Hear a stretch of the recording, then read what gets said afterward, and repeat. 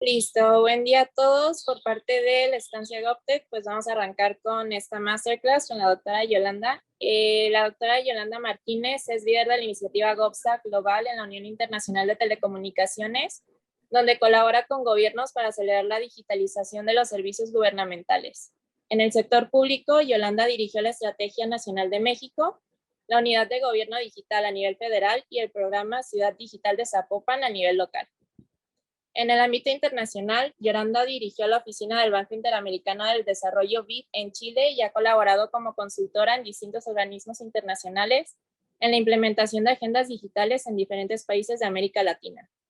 En el ámbito académico, Yolanda dirige el programa interdisciplinar Centro para la Sociedad Digital de la Universidad de Guadalajara. Yolanda ha sido reconocida como una de las 20 personas más influyentes a nivel mundial en gobierno digital. Además, tiene un doctorado en Sociedad de la Información y el Conocimiento de la Universidad Oberta de Cataluña. Les platicamos un poco la dinámica. Ahorita la doctora Yolanda va a dar una presentación y al final se va a dar tiempo para preguntas y respuestas por parte de los asistentes. Pueden dejar sus preguntas en el chat, pueden comentarlas ya al final de la sesión y de igual manera pues les vamos a estar dando retroalimentación. Sin más que agregar, pues esperamos que sea de su agrado y le cedo el micrófono a la doctora Yolanda. Muchas gracias, Vanessa. Bienvenidos y bienvenidas a este primer ciclo de masterclasses como parte del programa de la estadía GovTech. Para quienes no pudieron estar en el arranque, vamos a recapitular dónde estamos. Esta es una iniciativa que forma parte del programa interdisciplinar Centro para la Sociedad Digital de la Universidad de Guadalajara. Este es un esfuerzo y un experimento de tener un espacio de codiseño abierto, colaborativo, donde el objetivo es que los talentos y las talentos en etapa de formación puedan codiseñar soluciones a problemas públicos.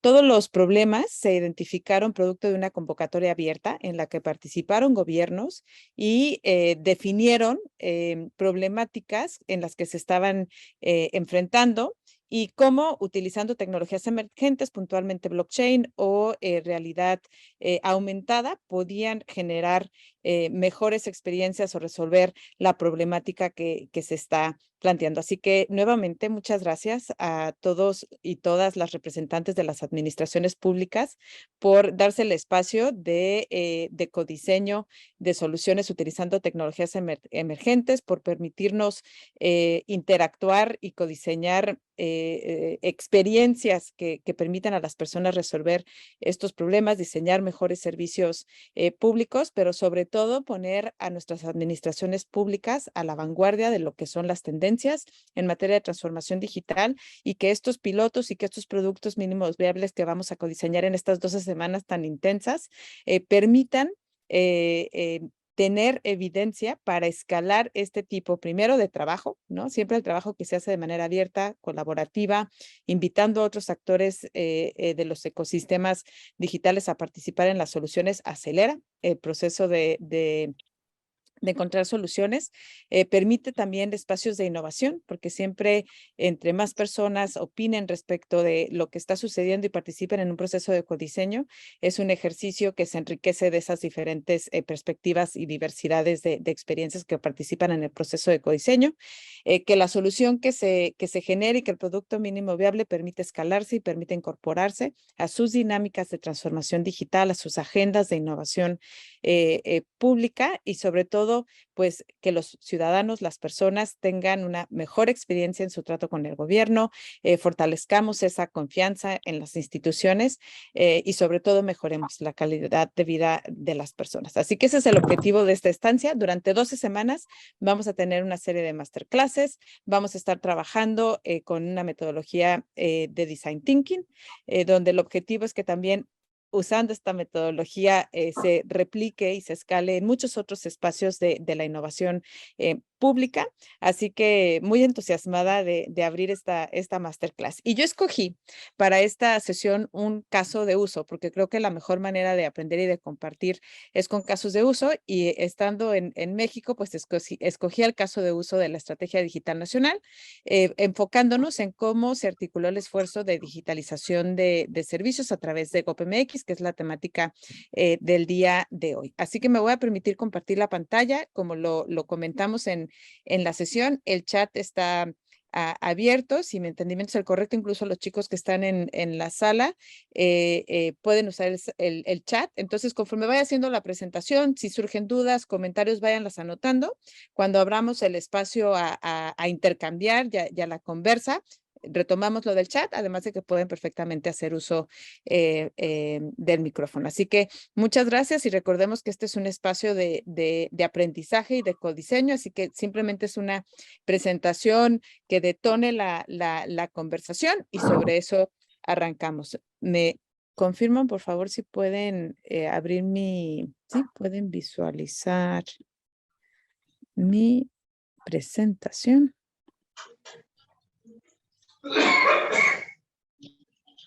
Sí se ve. ¿Se ve? Sí, confirmamos, sí se ve. Perfecto. Bueno, entonces, a mí me gustaría compartirles el caso de México Digital y cómo el proceso de transformación digital en México nos ha permitido tener una experiencia que los ciudadanos utilizan, y la utilizan porque les resuelve. Y en la época en la que estamos, la transformación digital está directamente asociada a muchos factores, pero uno de ellos al mayor crecimiento económico. Ya lo digital y lo no digital no existe, ¿no? Si hablamos de economía, hablamos de economía digital. Si hablamos de salud, hablamos de salud digital, y cómo la telemedicina permitió atender muchas circunstancias durante la pandemia. Si hablamos de agricultura, podemos tener toda una conversación y una masterclass solo enfocada en agrotech. Todos los rubros de nuestra sociedad se han visto impactados por la capacidad que tenemos de interactuar, de trabajar y de descubrir nuevas cosas. Estamos entrando a la era de el Internet 3.0, que eso es la unión entre el mundo físico y virtual. Esto que conocemos como metaverso, pues no es que una compañía u otra lo vayan a crear, es un cúmulo de experiencias que permitan tener esta conexión en espacios donde la realidad virtual va a permitir tener una experiencia inmersiva y descubrir nuevos horizontes, y todo lo que eso puede detonar en materia de nuevos emprendimientos, en materia de política pública. No sé si podamos mutear para poder avanzar rápido en la presentación desde el Zoom. Y con este contexto, ¿cómo estamos en México? Creo que todas y todos estamos enamorados de nuestro país. México es un país de 125 millones de personas. Somos el 15º país más grande del mundo. Somos una federación. Eso es un gran reto en materia de transformación digital, porque quiere decir que que logramos ponernos de acuerdo es producto de un consenso, porque como federación, cada estado, cada ciudad, cada municipio tiene plena independencia en cómo hace su estrategia de transformación digital, en los estándares y en los lineamientos que se emiten.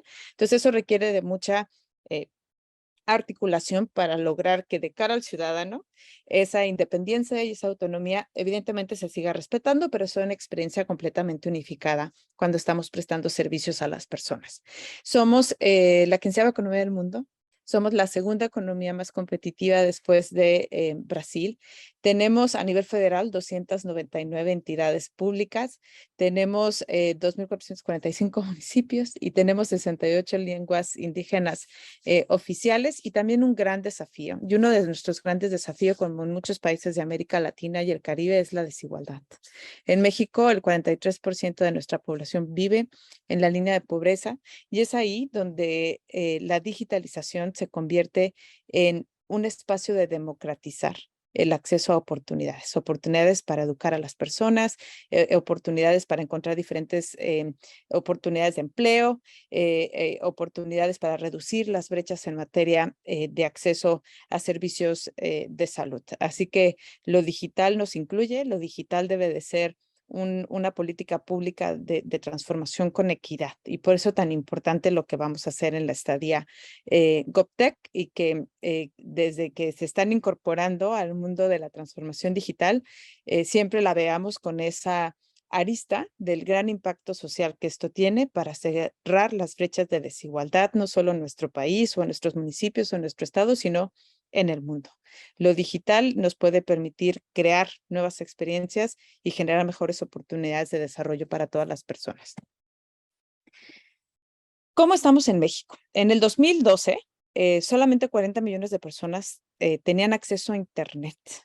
La última cifra que tenemos del 2018, y seguramente esta presentación es ya vi del 2019, pero la cifra 2022 de Moduti, que es una encuesta muy grande que hace el Instituto Nacional de Estadística y Geografía en México, el INEGI, prácticamente duplicamos la cobertura a Internet en 6 años. Y eso es un gran logro, porque con acceso a Internet en la pandemia, muchos de ustedes seguramente pudieron continuar con sus clases porque podían conectarse a Zoom. Muchas de nuestras pequeñas y medianas empresas pudieron salir adelante porque podían teletrabajar, empezaron a comercializar sus productos, y eso permitió que la economía siguiera andando.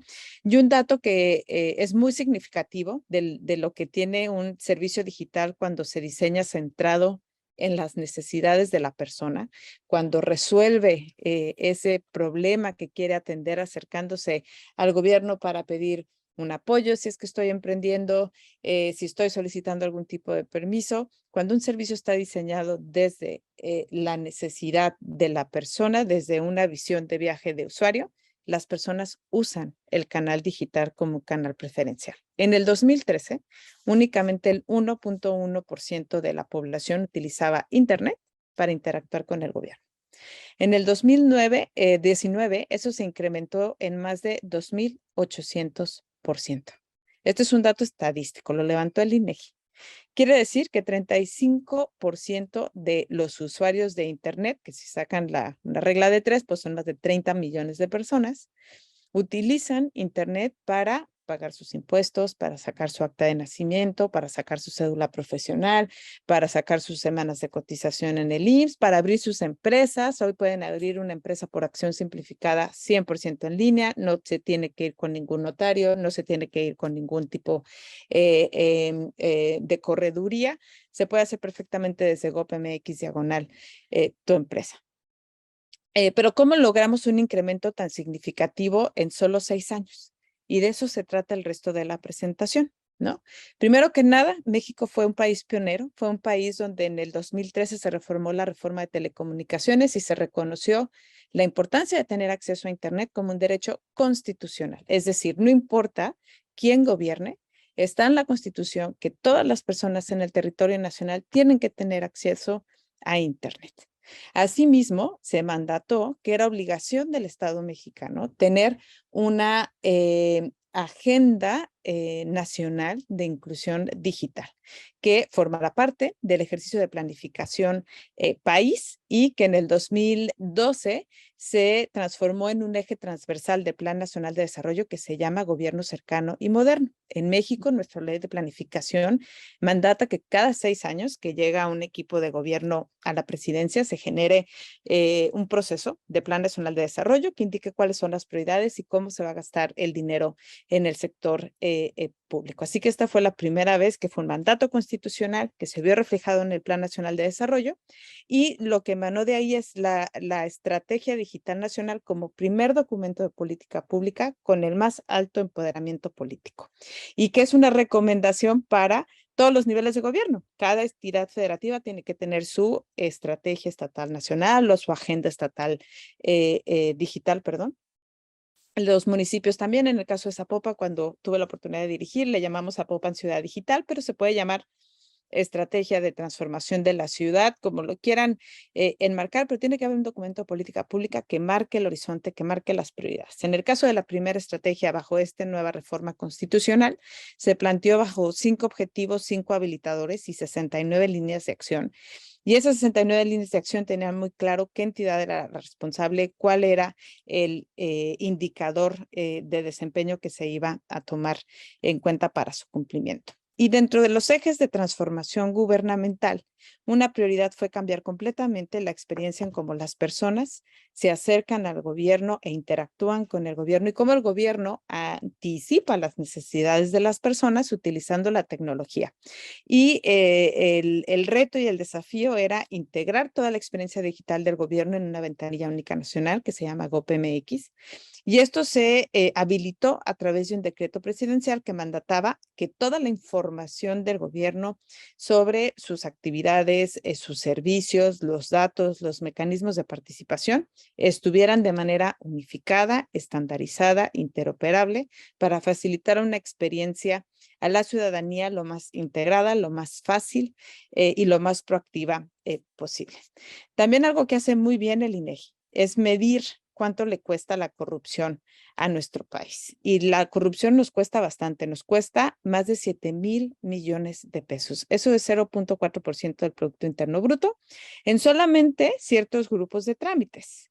Los vehiculares, la licencia, la tenencia, las infracciones, educación pública, la cédula profesional, por ejemplo, el registro civil, ¿no? Creo que muchas y muchos de ustedes les tocó escuchar historias de sus familiares sobre lo complejo que puede ser recibir un acto. Ustedes ya forman parte de toda una nueva generación, entonces seguramente estas son como leyendas para ustedes que ya son, que ya traen lo digital de manera nativa, pero esto fue una transición de la que todas y todos nos debemos de sentir muy orgullosos, porque somos de los pocos países que reconocemos a Internet como un derecho constitucional y que se ha mantenido esta política pública en los diferentes cambios de gobierno. ¿Cuál es la buena noticia? Que fuimos capaces como país de cambiar estas experiencias, estas largas filas, por algo muy sencillo, que es que las personas se puedan meter a GovMX, diagonal acta de nacimiento y obtener su acta de nacimiento. No importa de qué entidad federativa sea la persona, mete su CURP, ¿no? Eso se llama identidad única. Tenemos un número único de población, que es algo muy importante porque es un número que permite a muchas bases de registros públicos en el país intercambiar información de manera segura para poderle facilitar a las personas experiencias completamente integradas. Si ustedes han sacado su acta de nacimiento, podrán haber observado que cuando ustedes ponen su número de registro único de población en automático, les manda un formulario que está lleno. Bueno, se llenó porque hubo una consulta a la base de datos del Registro Nacional de Población para evitar que ustedes tengan que capturar esa información como usuarios. Si la información es correcta, se valida. Si se valida, se paga. Recordemos que somos una federación, por lo tanto, cada entidad federativa marca un costo para obtener el acta, ¿no? Hay diferentes alternativas de pago porque sabemos que en nuestro país hay diferentes contextos. La gran mayoría normalmente opta por pagar en línea, pero se puede también imprimir una línea de captura, se puede ir a pagar al banco y se imprime, y lo que ustedes imprimen es un acuerdo que requirió muchísimos meses de colaboración con todas las entidades federativas para ponernos de acuerdo en el estándar de documento electrónico. Entonces, ustedes han visto su acta, tiene sus datos, tiene un QR y tiene la firma electrónica. Todos esos componentes reutilizables, la buena noticia es que una vez que los desarrollé y los utilicé para diseñar el servicio de acta de nacimiento, los puedo volver a reutilizar para digitalizar el resto de mis servicios en el Catálogo Nacional de Trámites y Servicios. Entonces, seguramente cuando usted se gradúe, o sea, hay aquí graduados o egresados y tuvieron que sacar su cédula profesional, su cédula está 100% en línea. Eso implicó que todas las universidades estandarizaran los datos de los títulos y se mandaran de manera digitalizada a la Secretaría de Educación para que se pudiera emitir la cédula. Si ustedes ven su cédula y ven el acta, como es un estándar de documento electrónico al que se aprobó entre los 3 niveles de gobierno, el documento cumple con las mismas características. Un QR, una firma electrónica, el número de folio, el número de cédula, pero permite y facilita que las personas cuando están transicionando esta versión digital de servicios, pues empiecen a ver una consistencia en cómo es su experiencia al navegar con el servicio. Y nos sentimos muy contentos porque las personas son las mejores evaluadoras de un gran trabajo que se hizo con todas las entidades federativas con un esfuerzo de coordinación muy grande desde la presidencia para poder tener 94% de satisfacción ciudadana. Es uno de los servicios mejor evaluados, pero lo más importante también es algo que no se ve y que para quienes van a estar trabajando con el proyecto de blockchain, van a poder hacer experimentos muy interesantes cuando estén codiseñando las soluciones. El que las personas puedan meterse a GovMX, imprimir su acta está muy bien, pero está aún mejor el que se haya habilitado la consulta con ciertos protocolos que se llaman estándares de interoperabilidad a la base de datos del registro de nacimiento y que todos los servicios del gobierno que piden como requisito el acta, pues no sea obligación del ciudadano tener que imprimirla y llevarla a la otra instancia del gobierno que se la está pidiendo, sino que esa otra instancia de gobierno vaya y directamente consulte los protocolos que se establecieron, la base de datos del RENAP. Entonces, eso le ahorra tiempo a las personas, se lleva una mejor experiencia de que no le estamos pidiendo, oye, vuelve a capturar la información o vuelve a traer el acta o el acta tiene vigencia, etcétera, sino que realmente podemos este mismo principio que se llama de interoperabilidad, aplicarlo para conectar todas las diferentes bases o registros que nos permitan validar, ¿no? Si esta empresa cumple con los requisitos para la licencia de construcción o si cumple los requisitos para la licencia de operación o si cumple esta familia con los requisitos para ser beneficiaria de un programa social. Este campo llave que es tan importante que es la CUP y esta componente reutilizable que se llama interoperabilidad es algo base en todos los servicios de gobierno. ¿Cuál es la innovación con la tecnología blockchain? Que muchos de estos registros y transacciones se pueden habilitar en este tipo de tecnología, aparte de la evaluación que van a estar trabajando con los gobiernos que habilitaron sus retos y sus desafíos, es en definir este marco de referencia que permita decir, oye, ¿en qué parte del viaje de usuario voy a habilitar una transacción con blockchain? ¿Lo voy a usar en todo? No sé, hay que analizar cada uno de los casos, pero la lógica del diseño del servicio es la misma, ¿no? Hay que enfocarnos en las necesidades de las personas, hay que tener un viaje de usuario, hay que explorar muy bien los tipos de tecnología que pueden habilitar esa experiencia, iterar, generar productos mínimos viables como los que se van a hacer aquí en la estancia. Entonces, bueno, ¿cómo funciona GovMX? GovMX tiene toda una sección de participa. Aquí les puse algunos datos, más de 1,300 consultas sobre regulaciones, más de 27,000 peticiones recibidas en línea, más de 32 aplicaciones móviles certificadas, más de 5,000 fichas de servicio estandarizadas, que esto es algo muy importante. Hay un estudio muy bueno del Banco Interamericano de Desarrollo que se llama El fin del trámite eterno. Y aquí explica muy bien que de las principales barreras para acceder a los servicios es empezando por la información. La información puede ser muy compleja, muy difícil de entender para las personas. Tienen que ir varias veces a la ventanilla a decir, oye, entendí bien este requisito antes de integrar su expediente. Entonces, el simplemente explicar bien es un gran reto en sí mismo. Hay información de todas las agencias de gobierno de manera estandarizada y en la parte de datos abiertos más de 700 bases en formato abierto. Esta es una buena práctica que seguimos de países como GovUK, que después Perú siguió en su proceso de transformación digital y que permite cambiar completamente esa foto que vimos al inicio de las colas, de que las personas incluso estaban utilizando sus sandalias, cuando en realidad la experiencia puede ser perfectamente otra utilizando mecanismos digitales. Esta es una muestra de cómo se ven las páginas de gobierno ya estandarizadas. Esto facilita también mucho que las personas encuentren la información que buscan. Si cada página es diferente, y en el caso de antes de homologar la experiencia digital, había más de 5,000 sitios de gobierno, todos con diferentes estructuras de información, y eso hace muy complejo para las personas memorizar dónde estaba esta información en la página del SAT, dónde estaba esta información en la página del INPS, dónde estaba esta información en la Secretaría de Economía. Si estandarizamos y les damos una muy buena estructura a nuestro mapa de contenidos, de entrada, esa es una muy buena manera de empezar a empatizar con el uso del canal digital. Otra parte muy clave, y con esto van a estar trabajando bastante en la parte de diseño de servicios digitales, pues es definir un estándar. Y un estándar, si muchos de ustedes, ya no les voy a poner el ejemplo de Uber porque los veo muy jóvenes, pero si muchos de ustedes usan Tinder, Ustedes pueden usar Tinder o la aplicación que más les guste en QSEA o en cualquier otra parte del mundo donde se encuentren. Puede utilizar Uber en QSEA o en cualquier otra ciudad de México donde se encuentren. Una vez que ustedes aprendieron a utilizar Uber, ¿no?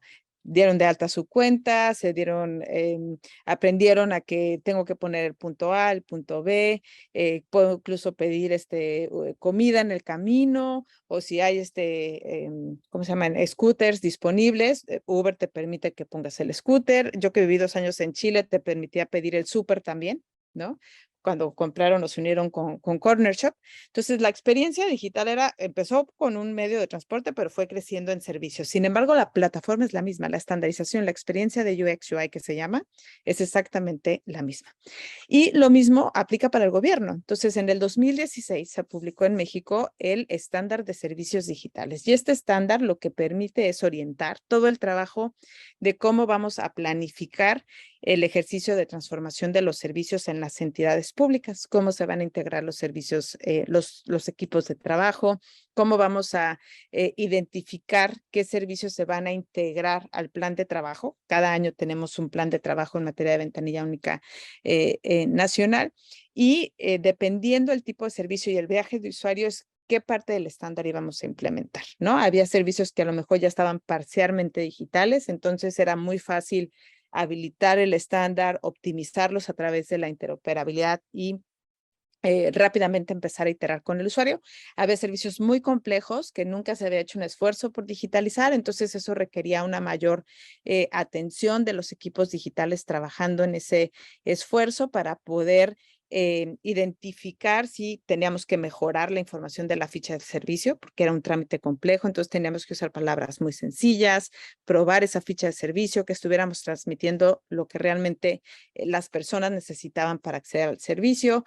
Si era un servicio que era 100% de manera física, a lo mejor podíamos empezar con un nivel muy básico de digitalización, que era, bueno, al menos pongamos un formato que es descargable, o si ya tenía algún principio de digitalización, hay que estandarizar los formatos web, y estandarizar los formatos web no es nada más en la parte visual, gráfica, de estilo, de colores, de los botones, sino de interoperabilidad muy básica, interoperabilidad muy avanzada. De entrada, oye, tiene un campo que es la CURP, entonces la CURP debe consultar siempre a la base del Registro Nacional de Población y todos los formularios en la medida de lo posible tienen que autocompletarse, ¿no? Porque eso reduce la capacidad de error en la captura de información. Lo mismo si tenían aplicaciones móviles y algo muy importante, medir la satisfacción del usuario. El tener la misma encuesta para todos los servicios permite tener datos muy ricos de qué podemos mejorar, qué le gusta a las personas, si recomendarían el servicio y con eso focalizar el esfuerzo. ¿Cuáles fueron los principios de trabajo que implementamos? Bueno, uno, siempre diseñar centrado en el usuario, desarrollar lo básico y reutilizarlo. Eso es algo muy importante. Oye, si yo ya tengo un estándar para formularios web, lo voy a usar para todos los formularios web de todos los servicios que aplican. Si ya tengo un estándar de interoperabilidad, entonces lo voy a utilizar para, por ejemplo, todos los servicios que requieran información de la persona, pidan la CURP, hagan la consulta a la base de datos del registro civil y autollenen el formulario de datos básicos. Diseñar con base en datos, ¿no? Hay que salir a preguntarle a las personas la experiencia, hay que irnos a la ventanilla, oye, ¿cómo le hizo? ¿Cuánto tiempo tardó en llegar aquí? ¿Cuántas veces ha tenido que venir para que le demos su licencia de manejo? Oiga, ¿le llegó su notificación de que ya quedó registrada su propiedad? No, pues que sí, no, pues que no, fíjate que me llegó, pero no le entiendo nada, entonces tuve que venir a que me explicaran qué quiere decir esto del traslado de dominio. Hay que sentarse con las personas a ver su experiencia y lo más importante que hacer el trabajo difícil para que les sea muy fácil a las personas poder acceder al servicio. Hay que diseñar para todos, hay que trabajar con metodologías ágiles y sobre todo hay que trabajar en equipo y de manera abierta y colaborativa, ¿no?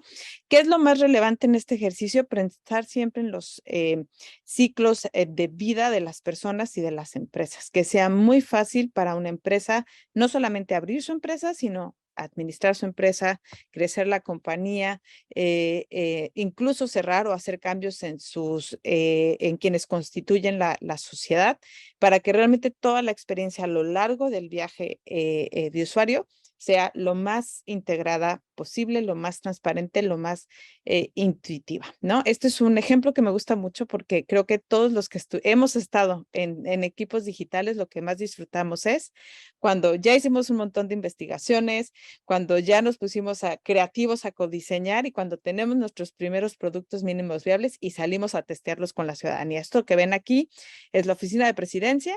Teníamos siempre oportunidades de que quienes llegaban a visitar al presidente probaran la experiencia de GovMX, así que les recomiendo mucho a la gente que nos está acompañando de las diferentes administraciones que hagan esto, porque es una manera en que la gente que también visita, los alcaldes, las alcaldesas, los gobernadores, las gobernadoras, vean qué están haciendo los equipos digitales, experimenten, den opinión y lo más importante, hacerlo con los usuarios. Ese es un día de prueba. Daniel Hernández es quien está en esta foto. Él es parte del equipo de gobierno digital y está testeando con una estudiante el nuevo servicio de cédula electrónica.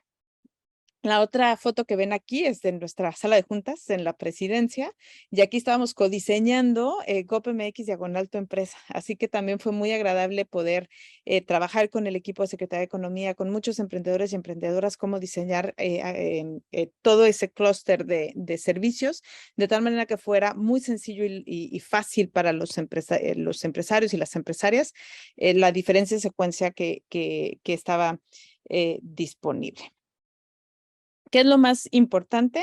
Tener un proceso muy ágil de diseño de servicios, por eso la estancia está diseñada aquí, así, son 12 semanas, un montón de información que van a tener disponibles, un montón de oportunidades para iterar y para codiseñar, pero en 12 semanas tenemos que ser capaces, todos los equipos que vamos a estar trabajando en esto, de pasar por estas fases, ¿no? El descubrimiento es aterrizar el desafío y el enunciado del problema que se planteó de una manera muy colaborativa. Una vez que se tiene esa fase de descubrimiento, de entender las necesidades de los usuarios, de entender las necesidades desde el punto de vista del gobierno, diseñar un primer prototipo que permita validar y testear que cubrimos esa necesidad, validar un beta si es necesario, sacarlo a productivo. Esto lo hicimos, por ejemplo, para acta de nacimiento y en el caso del estándar de servicios digitales de México, tenemos algo que se llama el sello de excelencia y este era un gran reconocimiento que le dábamos a aquellas entidades cuyos servicios tenían el más alto índice de satisfacción ciudadana. Así que también reconocerle a los equipos el trabajo es muy importante. Este es un ejemplo de cómo se ven las actas de nacimiento. Espero que muchos de ustedes estén familiarizados con este servicio. Fue un éxito cuando lanzamos este servicio digital. Estuvimos prácticamente en todas las primeras planas de los periódicos. Hubo un video muy memorable por los buenos comentarios donde el presidente mostraba cómo se utilizaba el servicio. La cédula profesional electrónica también, un gran éxito. Este era un servicio con muchas barreras de acceso. De entrada, las personas tenían que ir físicamente a la unidad de profesiones en la Secretaría de Educación Pública si no querían esperar un año a que la universidad les hiciera el trámite. Entonces fue un gran logro poder estandarizar 9,000 instituciones públicas en un estándar de título.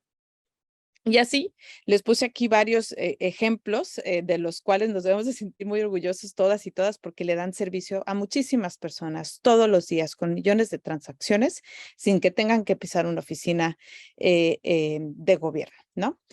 Estructuras de los equipos de trabajo muy importantes, pues quien se especializa en la parte de diseño de servicios, que es algo que vamos a trabajar mucho estas 12 semanas en descubrimiento, en entender las necesidades de los usuarios, en identificar qué tipo de tecnología utilizar, como va a ser el caso de blockchain o de realidad aumentada, un trabajo bastante ágil en prototipar y que después se pueda replicar por otras entidades con un esfuerzo muy coordinado desde las unidades o las subsecretarías de innovación digital, que era exactamente lo que nosotros hacíamos. Había una coordinación, había un equipo de trabajo, pero puntos focales y enlaces en cada una de las entidades federativas que replicaban todas las metodologías que íbamos generando, ¿no? muchos talleres, por eso nos entusiasma tanto la estancia GovTech, ¿no? GovMX no se hizo de la noche a la mañana, fueron 6 años y ustedes vieron los resultados, más de 2000% de incremento en el número de personas. Cuando decimos números son millones de personas usando todos los días los servicios digitales del gobierno, y esto implica estar siempre construyendo capacidades en todos los funcionarios y las funcionarias públicas, no solo de las áreas de TI, las áreas legales son súper importantes, las áreas de mejora regulatoria, las áreas sustantivas, las áreas de atención ciudadana, todos deben de estar acompañando este proceso de transformación digital porque nos impacta a todas y a todos.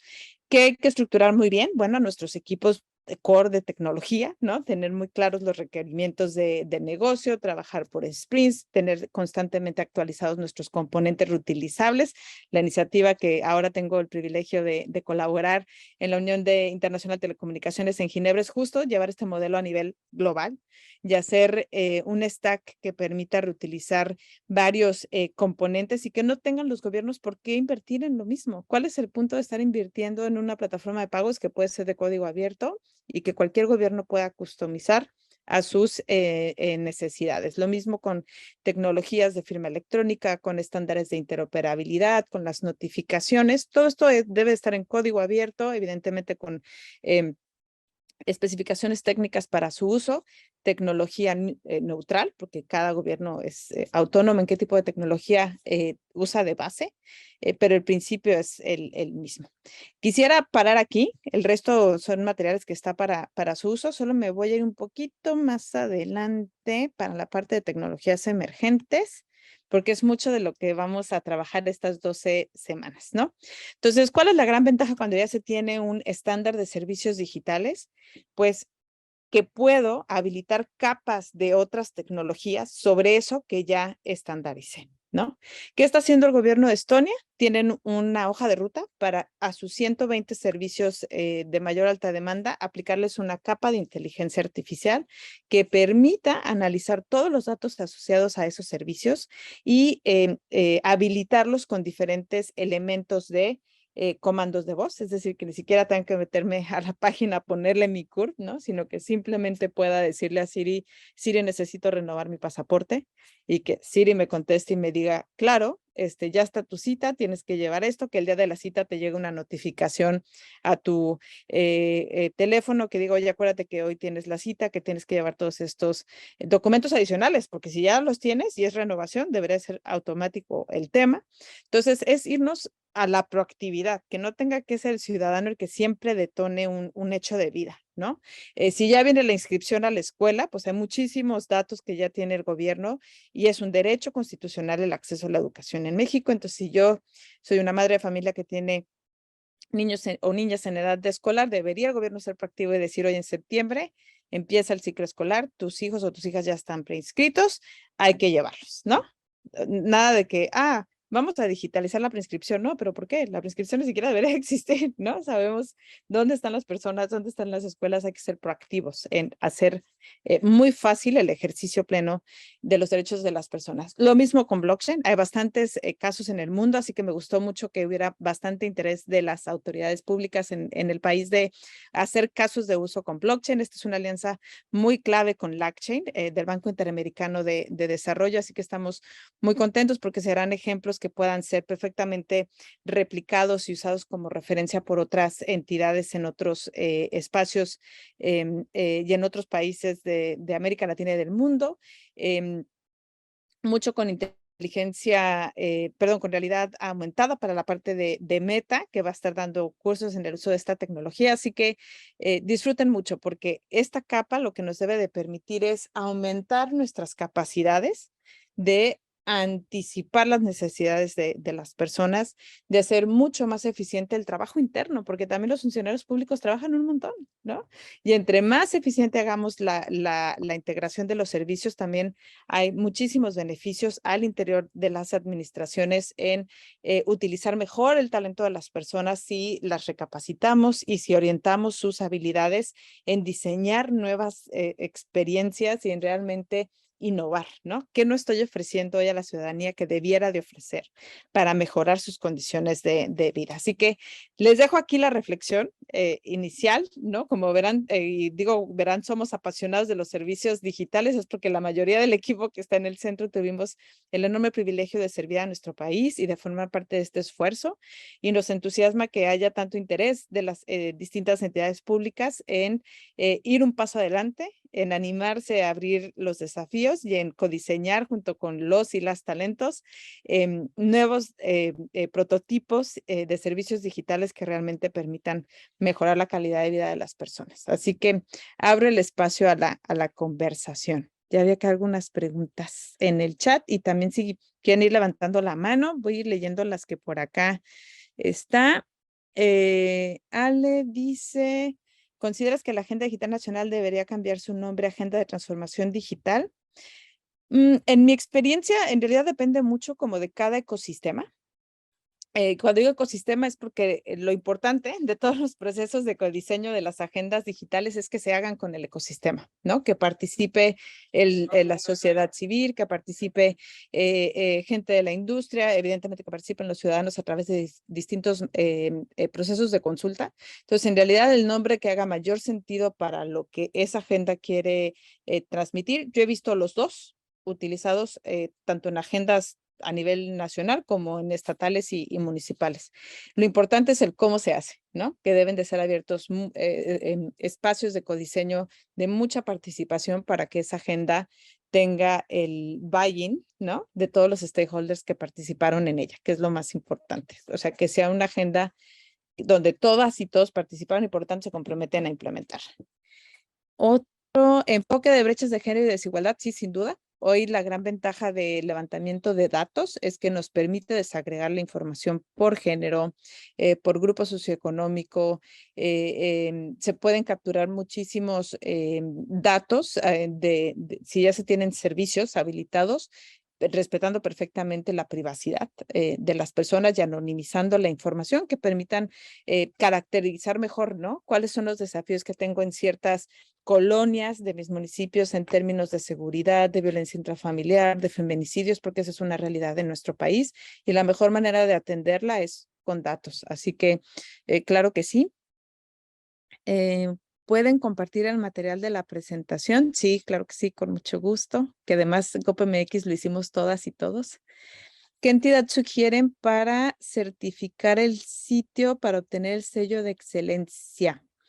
El sello de excelencia en el caso federal forma parte del estándar de servicios digitales y luego publicamos una guía. Entonces, lo que podemos hacer perfectamente es incluirles una lámina al final de la presentación con todos los links, ¿no? Al decreto de la ventanilla única, el estándar de servicios digitales, la guía de certificación de servicios, y lo padre es que ahí se explica, ¿no? Qué criterios se deben de seguir y es algo que ustedes pueden replicar en los otros niveles de gobierno. O sea, los estados pueden sacar sus estándares de servicios digitales, su guía, siempre cuidando buscar esas sinergias, ¿no? Que fue el gran logro como país que tuvimos de ponernos de acuerdo 32 entidades en un proceso estandarizado para obtener el acta y que la persona simplemente se metiera a GovMX, escogiera de qué estado es y listo, tuviera su documento, ¿no? Sin tener que andar navegando en 32 sitios distintos. La grabación, sí, va a estar disponible como parte de todas las masterclasses.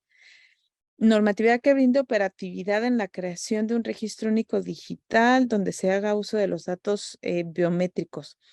Depende mucho el país, el tipo de legislación que estén haciendo, pero con mucho gusto podemos compartir la legislación que aplica para México, sin duda, porque hay legislación para regular el levantamiento de biométricos en la parte del pasaporte, en la parte de acceso a servicios bancarios. Algunos de ustedes ya tienen acceso a servicios bancarios, saben que tienen que presentar su biométrico para autorizar transacciones de cierto nivel, eso está regulado Entonces, con mucho gusto podemos hacerles esta compilación de regulaciones nacionales, pero también de estándares internacionales, porque van a ver, cuando ustedes revisen las regulaciones nacionales, que se hacen muchas referencias a estándares internacionales para el tipo de biométrico a utilizar, cómo se tiene que resguardar la información biométrica, porque hay que tener muchísimo cuidado en su manejo y en su uso, qué lineamientos de uso ético y responsable existen, así que lo complementamos para que tengan esa información de referencia cuando estén diseñando sus soluciones.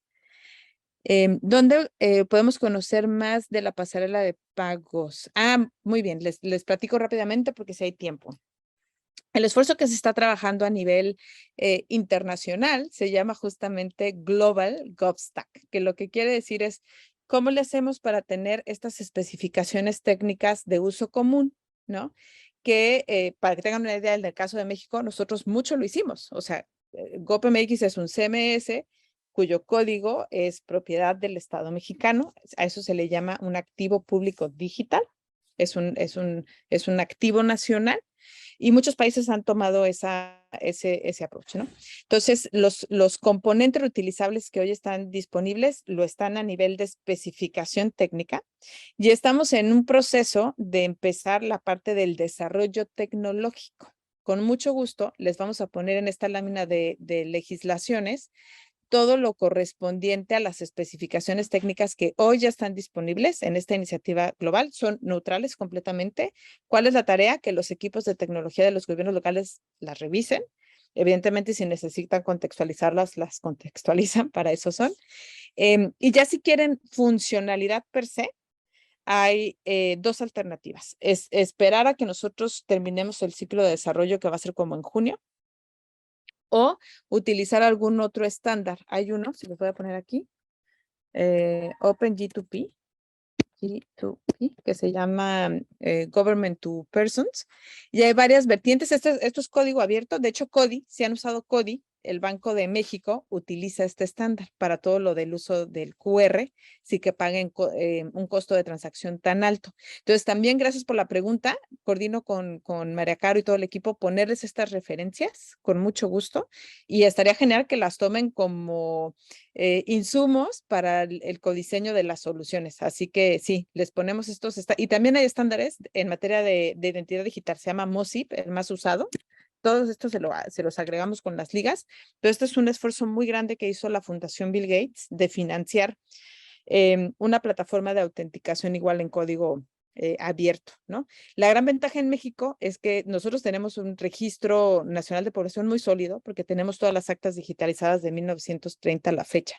Por eso es que la CUR puede ser el campo llave para muchos otros servicios, pues porque la base a lo largo de muchos años, de muchas administraciones, de invertirle a ser muy constantes en el proceso de digitalización de los registros civiles, nos permite tener ese componente muy robusto. Entonces, con mucho gusto también coordino con el equipo para que tengan esos links y también todo lo que vaya saliendo. Creo que este es un muy buen ejercicio de masterclass inicial. Ir tomando nota para que hagamos a lo mejor, María Caro y equipo, una sección de recursos, adicional de que lo tengan en los PowerPoints, pero una sección de recursos en la estadía, con todo esto, todo lo que salga de preguntas en las sesiones, en los procesos de codiseño, para que se vaya fortaleciendo ahí todo el acervo que está a su disposición. Ya acabamos acá con las preguntas del chat, así que Ale, por favor, adelante.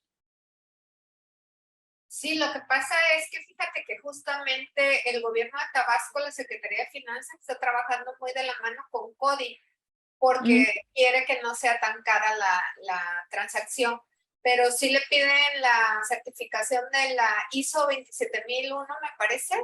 Para seguridad. Pues está un poquito,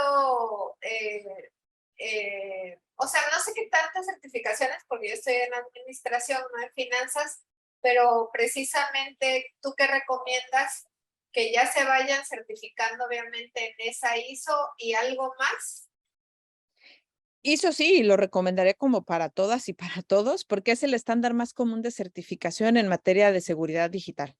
Entonces, sí es una buena inversión a tomar en cuenta porque cuesta, ¿no? La certificación hay que tener un muy buen equipo de recursos que la aprovechen, ¿no? Yo les recomiendo mucho hacer como un train the trainers, ¿no? Que se certifiquen ciertas áreas, ciertas personas y luego repliquen ese ejercicio como parte de su política de seguridad digital.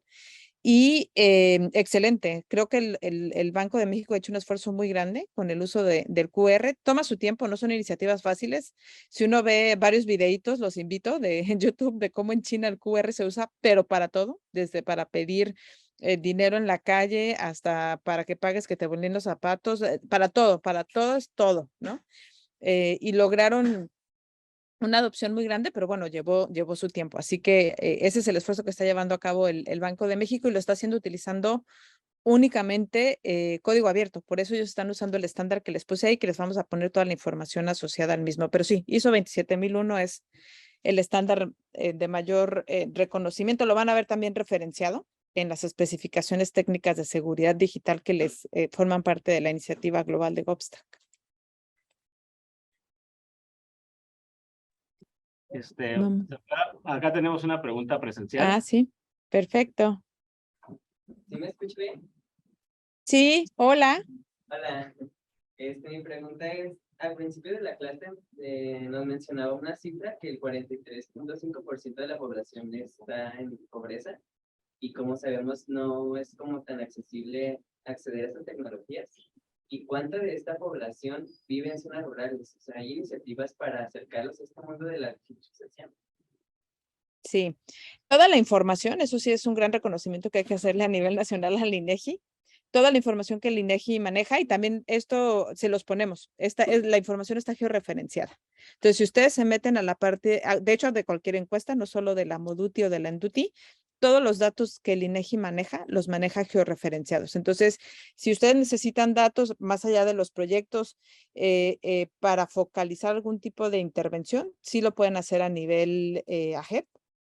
Y está todas las capas de información disponibles y estoy segura que la universidad debe de tener licencias o de ArcGIS o de algún procesador de información geográfica.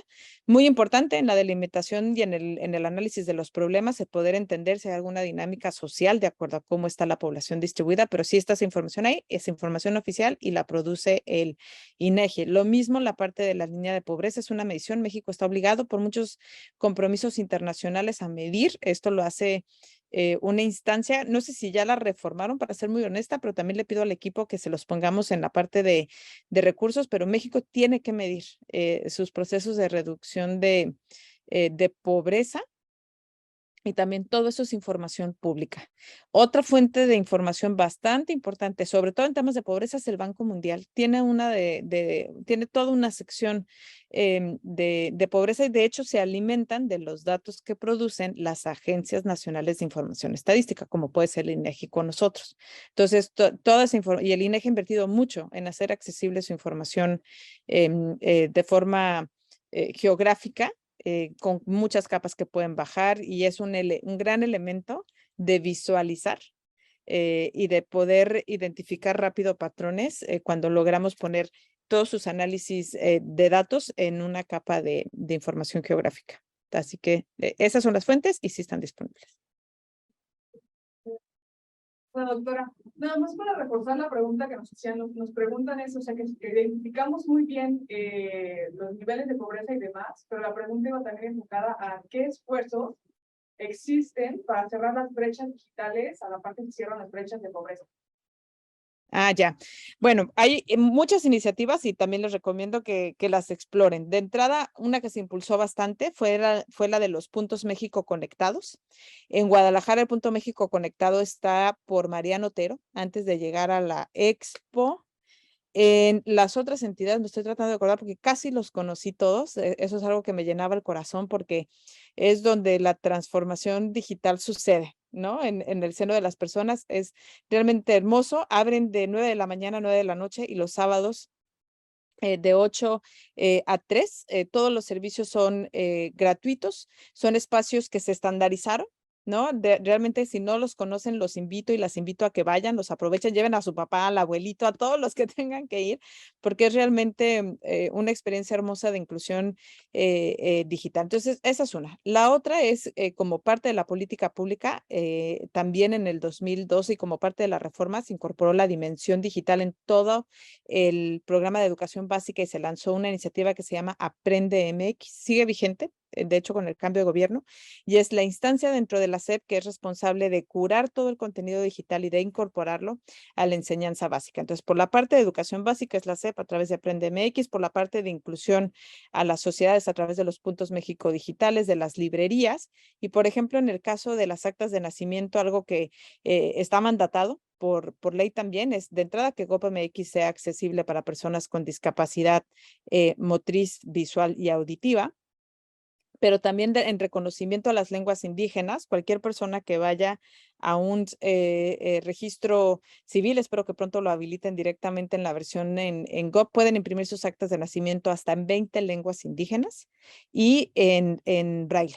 Si hay una impresora braille disponible, pueden imprimir su acta de nacimiento en braille. Entonces, eso es en materia de inclusión.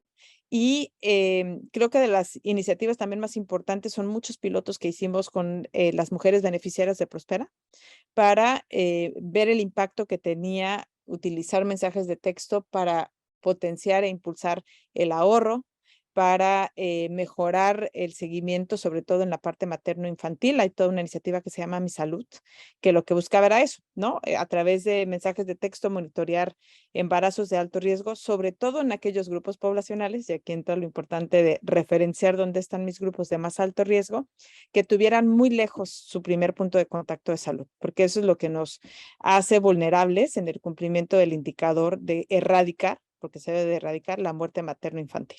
Entonces, las muertes que se detectan y que se registran es muchas veces porque no hubo un monitoreo cercano y porque las personas viven lejos de los centros de salud y no alcanzamos a atender la emergencia. Entonces, el uso de los mensajes de texto fue muy bueno para monitorear, implicó un gran trabajo que hizo el equipo de Mi Salud con todo el sector salud de México, la Secretaría de Salud, básicamente, pues para definir el árbol de decisión, cuáles iban a ser los protocolos, se llaman triage en inglés, para poder atender y detectar una emergencia clínica a tiempo, prevenirla y bueno, poderle salvar la vida a la mamá y al bebé, evidentemente. Pero esos son ejemplos muy puntuales que me gusta mucho mencionar de cómo la tecnología puede realmente habilitarnos nuevas oportunidades. Hay todo un área muy bonita en la Secretaría de Salud que se dedica a hacer todos los protocolos y estándares de telemedicina. Mucha gente, por ejemplo, en las cárceles, ¿no? Reciben atención médica por obvias razones con teleconsulta, gente que está en lugares muy remotos mientras tengan acceso a buena conectividad dentro de los programas de CCT, tienen todas sus consultas de especialidad a través de telemedicina. Entonces, son ejemplos de que la transformación digital como una política de inclusión con equidad nos permite cerrar esas brechas. ¿Alguien tiene algún comentario, pregunta adicional? Doctora, sobre el ejemplo que puso de Estonia, de los 120 servicios que van a, si pudiera ampliar un poquito más, y si hay alguna iniciativa aquí en México en ese sentido, o cómo lo estandarizas con gobiernos estatales y con gobiernos municipales para avanzar en esa iniciativa de digitalizar y de homogenizar los servicios públicos. Sí, en México justamente, como nos comparte Alejandra, el marco de referencia es la Ley General de Mejora Regulatoria. Entonces, esa ley se aprobó en el 2018. Eso aplica únicamente para México, pero es importante que lo conozcamos y también les ponemos el caso de Estonia. Menciono el caso de México porque a diferencia de Estonia, Estonia es un país de 1.5 millones de personas y es un país unitario. En el caso de México, somos un país muy grande, 125 millones de personas, y aparte nuestras entidades son autónomas por el artículo 115 constitucional. Por eso la Ley General de Mejora Regulatoria era un instrumento o un vehículo normativo muy importante. Esa ley articula y crea justamente la CONAMER, ¿no? Que es una evolución de lo que antes era una comisión. Y en ese modelo de gobernanza se sienta la Coordinación de Estrategia Digital Nacional, todas las instancias estatales, se repite ese modelo a nivel estatal para generar sinergias entre todos los esfuerzos de mejora regulatoria con los de digitalización, ¿no? Entonces, hay que empujar esas agendas, asegurarnos que en los pilotos que vamos a estar trabajando, y ahí serán guía los equipos que tengamos de contraparte en las entidades públicas para decirnos dónde van en su proceso, pero ese es un esfuerzo muy, muy concreto de cómo un país tan grande como México encontró un vehículo que, respetando la autonomía, permita o empuje esta agenda, ¿no? ¿Qué se tiene que hacer? Seguir priorizando. Por ejemplo, si de estos casos que vamos a trabajar estas 12 semanas en crear un producto mínimo viable, encontramos oportunidad para que se puede estandarizar un servicio, no sé, el registro público de la propiedad o lo que van a hacer en Mexicali, que me parece extraordinario, de la experiencia inmersiva para el centro histórico. Bueno, si algo tiene México es cultura, ¿no? Y mucha. Entonces, si de ese producto mínimo viable logramos replicar ese tipo de experiencias inmersivas, ¿no? Es un ejemplo a lo mejor no tan tradicional como el acta de nacimiento, que es más transaccional, sino acá de realmente capitalizar ese bagaje histórico y cultural que tiene nuestro país de manera natural y transformarlo en una experiencia inmersiva que se puede hacer en cualquier pueblo mágico, en cualquier centro histórico, porque cada una de nuestras entidades tiene una historia maravillosa que contar, ¿no? Pero ese es un ejemplo muy concreto. Estonia funciona igual. Entonces, Estonia tiene un modelo de gobernanza mucho más ejecutivo, no le quiero decir chiquito porque todo es proporcional a los países, pero un modelo donde su ministerio responsable de lo digital, que es el Ministerio de Economía, sacó esta hoja de ruta, priorizaron estos 20 servicios, les vamos a poner todas las ligas al caso de Estonia, todo lo hacen abierto ellos, toda la tecnología de Estonia es abierta, todo está en código abierto, documentan todo increíblemente bien, con la ventaja que tenemos ahora de usar Google Translate, ¿no? No debe de ser una barrera el que si alguna persona en los equipos, tanto en los talentos en la universidad o en las administraciones no conocían el idioma inglés, se puede traducir perfectamente, eso no debe de ser una barrera.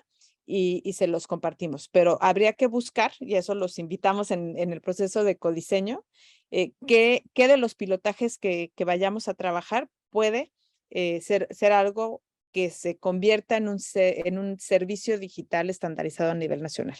Tenemos dos grandes ejemplos, que es el acta de nacimiento y la cédula profesional electrónica. Puede haber muchos más, ¿no? Un ejemplo son los permisos de construcción. Eso debería de ser algo estandarizado a nivel nacional porque impacta directamente las capacidades de traer inversión en los estados y en los municipios, pero igual son regulaciones súper complejas, ¿no? De habitación, de plan estatal o municipal de desarrollo, etcétera. Pero es algo que la tecnología pudiera habilitar de manera muy rápida.